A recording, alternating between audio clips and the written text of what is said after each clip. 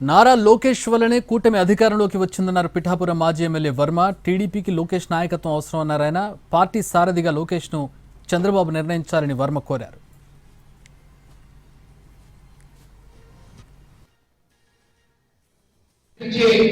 ఈ పార్టీ పునాదులు బలీయంగా ఉన్నాయి.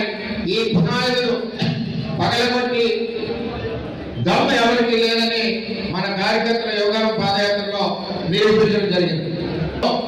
పార్టీ రథసారథి నారా లోకేష్ గారిని ఈ పార్టీని ఏదైతే మన గెలుపుకు కారణమైన పాదయాత్ర చేసి ఉన్నారో ఆయనకి రథసారథిగా ఈ తెలుగుదేశం పార్టీని ముందుకు నడిపించాలని చెప్పి కోరుతా ఉన్నాం. భవిష్యత్ ప్రణాళిక ఉండాలి. భవిష్యత్ తరం నాయకుడు మరి నారా లోకేష్ గారు ఉండాలి. ఈ పార్టీ పునాదులు బలీయంగా ఉన్నాయి. ఈ పునాదులు